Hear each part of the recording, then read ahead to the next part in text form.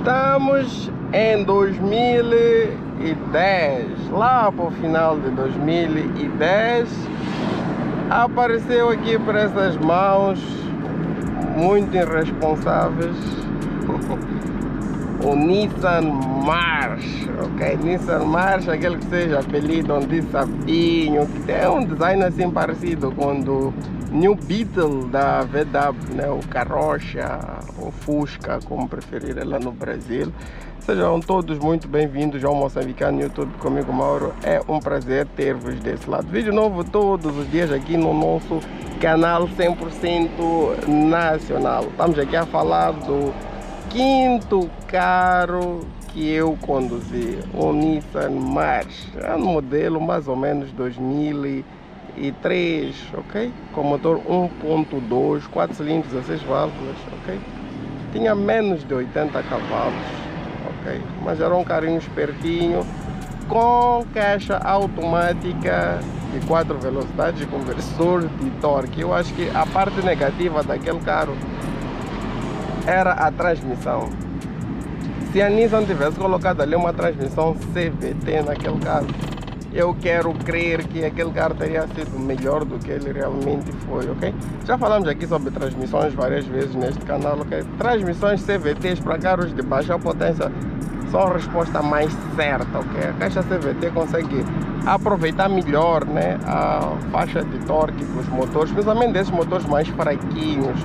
É verdade que a caixa CVT para motores assim mais rápidos acaba sendo um problema, né? Aquele tipo de transmissão não suporta muito torque, mas para esses carros pequeninos CVT é a melhor saída, ok? Aquele carro chegou para mim em 2010, ok? É um carro com design assim um pouco atemporal, ok? Mas pronto, era um carro muito mais completo do que um Vitz da primeira geração, que era o concorrente dele, ok?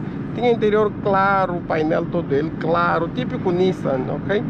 Ar-condicionado, tinha direção assistida, ok? ABS com EBD, airbag duplo frontal, ok? Então era um carro de certa forma seguro.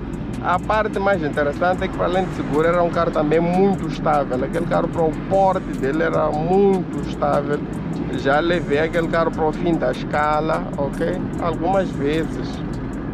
E o carro não abanava.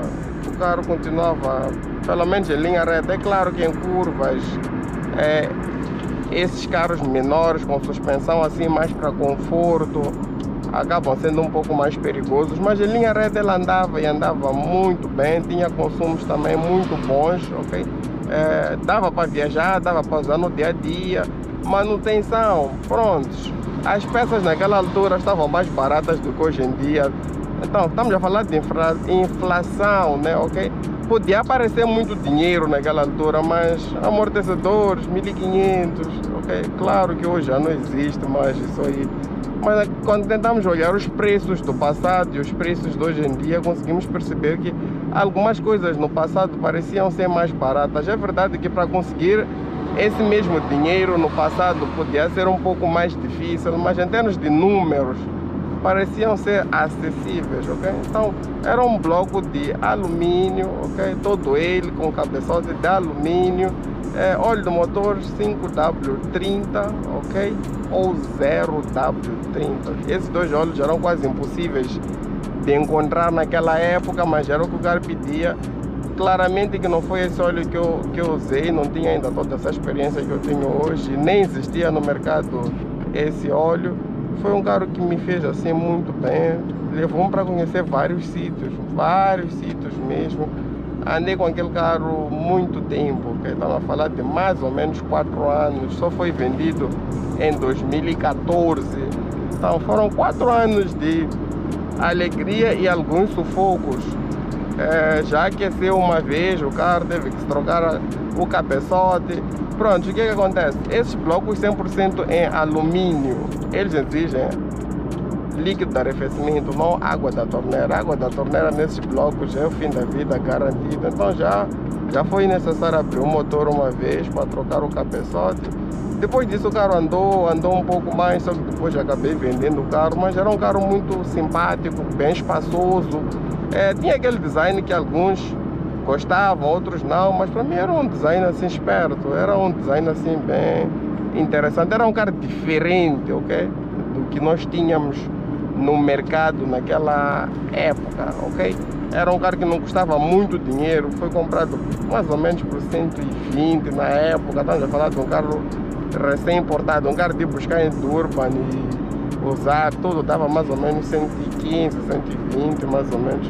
Era o valor de mercado desse carro. Então foi um carro que me serviu bastante, serviu-nos bastante, conseguiu nos deslocar do ponto A ao ponto B com algum conforto, com alguma flexibilidade, porque aqui dentro de Maputo foi um carro também muito fácil de usar, porque pronto, a cidade tem muitos carros, aquele carro é muito pequeno, abaixo de 3,8 metros de comprimento, mas aqui dentro nem parecia ser pequeno, ele tinha muito, mas muito espaço mesmo. É um carro que infelizmente sofre muito de preconceitos aqui em Moçambique, porque muitos deles acabam parando nas oficinas. É um carro muito eletrônico, mas não, o carro nem é bomba, o carro só requer uma manutenção certa que ele dura para sempre. Foi um carro para mim muito incrível, foi o 5º carro que eu andei nele, foi o 5º carro que eu conduzi na minha vida.